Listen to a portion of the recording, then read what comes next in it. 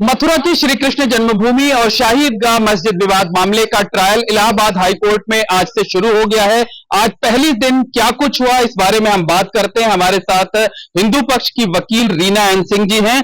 Ma'am, आज क्या कुछ हुआ पहले दिन? देखिए, आज से ट्रायल स्टार्ट हुआ है। आज हमने जो वाद बिंदु हैं वो कोर्ट के समक्ष रखे। हालांकि जो मुस्लिम पक्ष है उनकी तरफ से पुरजोर प्रयास हुआ कि जो ट्रायल है उसे रोका जाए, ये ट्रायल स्टार्ट ना हो, क्योंकि जो हमने सूट दाखिल किया था उसके आज ज्यादातर केसेस में अभी तक उन्होंने जवाब दाखिल नहीं किया, जैसे कि हम रिटर्न सबमिशंस कहते हैं डिफेंडेंट्स की तरफ से। दूसरा, जो डिफेंडेंट्स के जो वकील थे उन्होंने न्यायालय के सामने ये कहा कि जब तक सर्वोच्च न्यायालय का फैसला नहीं आ जाता है तब तक कार्रवाई ना हो। तो ये सब चीजें बातें हुई और हमने जो वाद बिंदु रखे वो हमने 17 वाद बिंदु रखे हैं और तथ्यों के आधार पर रखे हैं। एएसआई के एविडेंसेस हैं और बाकी ऐसा जो गवर्नमेंट का रिकॉर्ड है, तो उसी चीज को लेकर कौन कौन से प्रमुख वाद बिंदु में कौन कौन से इंपॉर्टेंट पॉइंट आपने दिए हैं? देखिए, सबसे बड़ा इंपॉर्टेंट पॉइंट तो ये है कि ये 1920 में ये एसआई की प्रॉपर्टी बन गई थी, जहां पे भगवान श्री कृष्ण का मूल गर्भगृह है, जो कमेटी शाही ईदगाह के अंतर्गत आता है। तो कुछ ऐसे गुट थे, कुछ ऐसे ग्रुप ऑफ पर्सन थे, प्राइवेट लोग, कि जिन्होंने आजादी से के बाद ये कहा कि भाई ये हमारा कृष्ण जन्मभूमि ट्रस्ट है। हालांकि हमने एज अ डिफेंडेंट जन्मभूमि को ट्रस्ट को भी बनाया हुआ है, तो उसमें हमने यही कहा कि जो एएसआई की प्रॉपर्टी है वो एक तरह से सरकारी प्रॉपर्टी है। अब सरकारी प्रॉपर्टी किसी प्राइवेट ट्रस्ट की प्रॉपर्टी कैसे हो सकती है? और अंग्रेजों को भी ये राइट नहीं था कि वो नेशनल इंपॉर्टेंस का किसी थर्ड पार्टी को बेच दें। हालांकि उसमें जो भी उसमें कारण रहे होंगे, धन जो भी आया हुआ।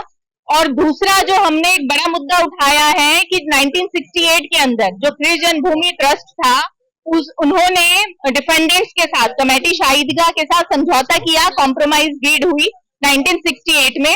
उसमें जो पार्टी थे, जो हिंदुओं की तरफ से थे, वो किसी राज्य के गवर्नर थे, किसी राज्य के मुख्यमंत्री थे, एमपी एमएलए थे, किसी बोर्ड के चेयरमैन थे, और मुस्लिम पक्ष की तरफ से प्लम्बर थे, मिस्त्री थे, कॉन्ट्रैक्टर थे, वहीं पे काम करने वाले लोग थे और टेनेंट्स थे। इसमें ऐसा नहीं कि उनके ऊपर मालिकाना हक था या फिर वो एक मालिकाना हक के लिए उन्होंने केस डाला हुआ था।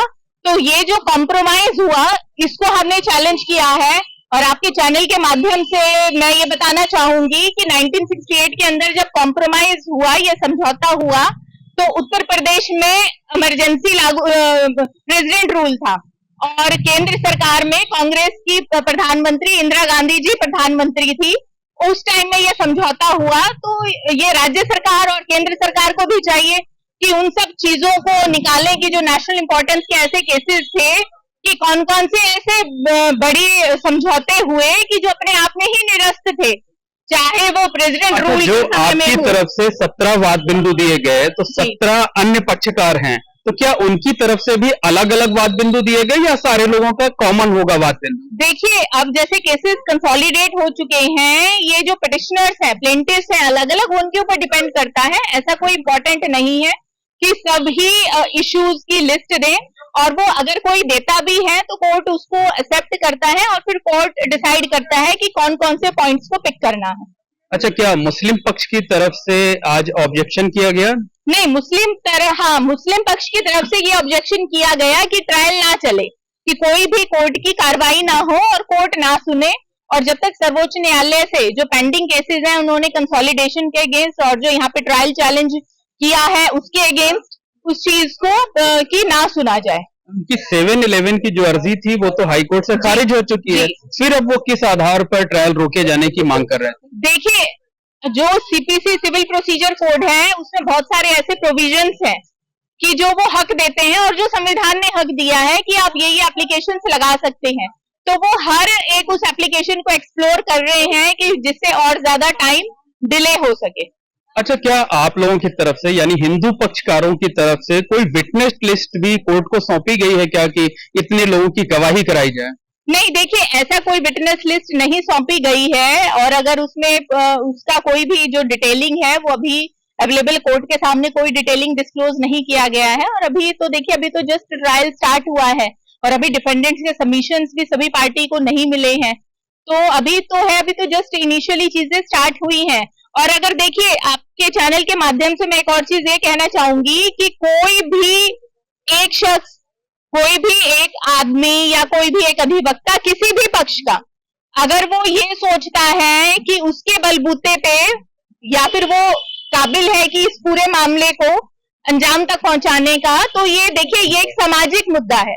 ये सब एक असंभव है कि एक ही आदमी, चाहे वो कोई भी हो, चाहे वो कितना ही पावरफुल हो या किसी भी पक्ष का हो, तो देखिए ये सामाजिक मुद्दा है। एक आदमी के बलबूते पर ये इतना बड़ा राष्ट्रीय इम्पोर्टेंस का जो मुद्दा है और धर्म का जो इतना बड़ा मुद्दा है, जहाँ पे भगवान श्री कृष्ण खुद अपने गर्भगृह की लड़ाई लड़ रहे हैं, तो ये एक आदमी के बस का ऐसा नहीं है कि वो कोई भी आदमी सक्षम हो जो इसको अंजाम तक पहुंचा सके। मतलब आज कोई विटनेस लिस्ट कोर्ट को नहीं सौंपेगी? नहीं, ऐसा कोई विटनेस। अच्छा, एक आखिरी सवाल ये है कि इस मामले में अब आगे क्या कुछ होगा? अगली जब तारीख आएगी तो उसमें क्या कुछ होना है? देखिए अभी तो जो रिटर्न सबमिशंस मुस्लिम पक्ष ने, कमेटी शाहिदगाह ने, वक्फ बोर्ड ने देने हैं वो होगा। और आज हमने कोर्ट के सामने ये रिक्वेस्ट किया कि एक जो सर्विस रिपोर्ट है कि कब कब सर्विस हुआ है वो सौंपी जाए और एक टाइम बाउंडेशन के अंदर डिफेंडेंट्स को रख दिया जाए कि आपने इस टाइम से इस टाइम तक करना है, ताकि जो चीजें हैं वो आगे बढ़े। आपको लगता है कि आपने जो 17 पॉइंट्स दिए हैं वो इतने मजबूत हैं, इतने सशक्त हैं कि उन पर आपका मुकदमा आगे चलेगा और आप लोगों को जीत हासिल होगी? बिल्कुल, देखिए हमने जो एक वर्बली चीजें नहीं रखी हैं, जो हमारे तथ्य हैं वो एविडेंस बेस्ड तथ्य हैं। वो तथ्य सूट का भी हिस्सा थे, वो तथ्य 7/11 की एप्लीकेशन का भी हिस्सा थे। तो वो अब जब बाकी, और दूसरा क्या है कि जैसे आज डिफेंडेंट्स ने भी कुछ एप्लीकेशंस दी हैं, तो जो डिफेंडेंट ने एप्लीकेशन दी है वो भी रिकॉर्ड का हिस्सा है। जैसे मैंने अभी आपको बताया कि जब समझौता हुआ था उसमें जो हिंदू पक्ष थे, हिंदू पक्ष के एमपी थे, एमएलए थे, राज्यों के मुख्यमंत्री थे, और जो मुस्लिम पक्ष थे वो मिस्त्री थे, प्लम्बर थे, वो थे। ये डिफेंडेंट्स के ही डॉक्यूमेंट्स हैं, जो कोर्ट के उन्होंने डिफेंडेंट्स के ही डॉक्यूमेंट है जिनकी मैंने डिटेल अभी आपको बताई है। तो अब देखिए अब मामला जो है वो कोर्ट के समक्ष विचाराधीन है और हमें पूरा भरोसा है कि हिंदू पक्ष की जीत होगी। धन्यवाद। तो ये है रीना एन सिंह जो कि हिंदू पक्ष की वकील हैं। उनका साफ तौर पर कहना है कि आज पहले दिन इनकी तरफ से 17 पॉइंट जो है दिए गए ताकि उन पॉइंट्स पर, उन बिंदुओं पर मुकदमा आगे बढ़ सके, और उन्हें पूरी उम्मीद है, उन्होंने जताई है कि उनकी तरफ से जो वाद बिंदु दिए गए हैं वो सभी एविडेंशियल हैं, यानी तथ्यात्मक हैं, साक्ष्य के साथ हैं, और हिंदू पक्ष को इस मामले में जीत जरूर मिलेगी। देखिए आज मयंक जैन जी की कोर्ट में कोर्ट नंबर 17 में कार्रवाई हुई और जो 71 में, और जो ट्रायल है वो आज स्टार्ट हो गया है। अब देखिए जो इश्यूज़ हैं वो इश्यूज़ फ्रेम होने हैं, और उसके लिए हमने जो प्रपोज्ड इश्यूज़ हैं, जो वाद बिंदु, वो हमने 17 वाद बिंदु दिए, और जो हिंदू पक्ष की तरफ से अब वो कोर्ट के ऊपर है। और दूसरा जो सबसे अहम है इसमें कि ये जो प्रॉपर्टी है ये एएसआई की प्रॉपर्टी है। देश के आज़ाद होने से पहले 1920 में ही ये एएसआई के संरक्षण में आ गई थी।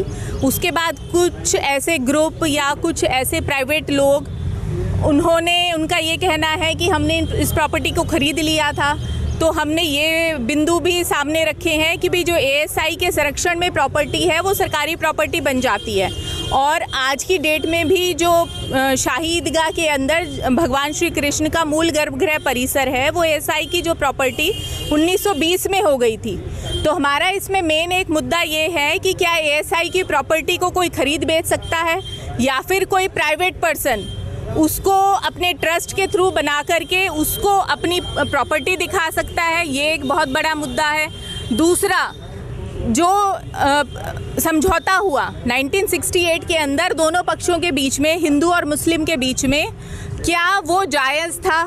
और अगर हम उसमें देखते भी हैं तो हिंदुओं की तरफ से जो उस समझौते की पार्टी थे वो किसी राज्य के मुख्यमंत्री हैं, किसी राज्य के गवर्नर हैं, एमपी हैं, एमएलए हैं, सिटिंग किसी बोर्ड के प्रेसिडेंट हैं, चेयरमैन हैं। ये 1968 की बात है। और मुस्लिम पक्ष से कौन है?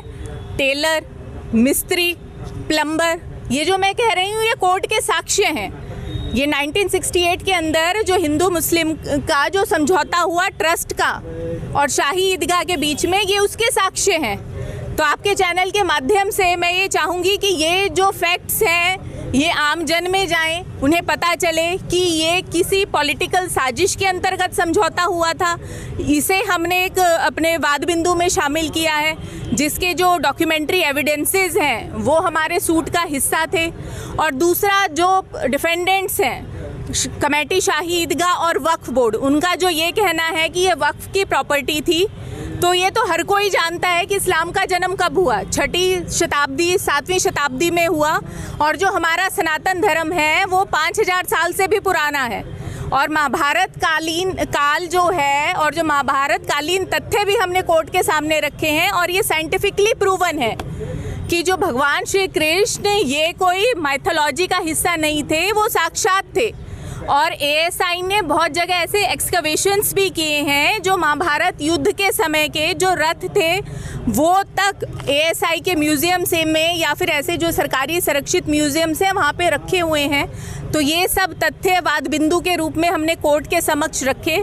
और दूसरा, जब भगवान श्री कृष्ण के परपौत्र व्रजनाभ ने मथुरा में भगवान श्री कृष्ण का मंदिर पहली बार बनाया, उसके बाद कितनी बार मंदिर टूटे, कितनी बार पुनः स्थापना हुई। 4वीं शताब्दी में क्षत्रिय राजा विक्रमादित्य ने मंदिर की स्थापना करी, जिसे बाद में 10वीं शताब्दी में मोहम्मद गौरी ने तोड़ा। उसके बाद भी जो आक्रांता आए, कब कब तोड़ा, कब कब मंदिरों को बनाया, ये सब हमने वाद बिंदु करे। और आज भी एक पक्ष है जो ये बात करता है कि सिर्फ एक खास जाति के ही कुछ लोग हैं मुट्ठी भर जिनका ट्रस्ट था, जिनका इस पे मालिकाना हक है, और जो ये चाहते हैं कि जो मंदिर का जो मूल गर्भगृह है वो उन्हें सौंप दिया जाए। तो ये भी हमने वाद बिंदु में शामिल किया है। और दूसरा, आज जो कोर्ट के अंदर जब कार्रवाई चली, हालांकि 45 मिनट ही कार्रवाई हुई, तो उसमें भी डिफेंडेंट्स कमेटी शाही ईदगाह ने ये पूरी कोशिश करी कि कैसे ट्रायल को रोक दिया जाए। उन्होंने कोर्ट में कहा कि ये जो मामला है अभी सर्वोच्च न्यायालय के समक्ष है, और जब तक सर्वोच्च न्यायालय अपना फैसला नहीं देता तब तक यहाँ पे ट्रायल ना चले। तो इस चीज़ को भी हमने सामने रखा कि सर्वोच्च न्यायालय ने साफ शब्दों में, जितनी बार भी स्वीकृत जन्मभूमि का जो कार्रवाई वहाँ पे हुई, उन्होंने साफ कह दिया कि ट्रायल नहीं रुकेगा, ट्रायल चलेगा। उसके बावजूद भी आज कुछ फ्रॉलियस एप्लीकेशंस कमेटी शाही ईदगाह ने दाखिल करी, सिर्फ जो उनका पर्पज़ है कि कैसे ट्रायल डिले हो, और जो सीपीसी के जितने भी प्रोविजंस हैं, जितनी धाराओं के अंदर भी एप्लीकेशन लग सकती है, वो सब प्रयास कर रहे हैं। पर हमें पूरा विश्वास है कि जो जीत है वो हमारी ही होगी। मामले में अगली सुनवाई कोई तारीख? अभी कोई तारीख नहीं तय हुई है।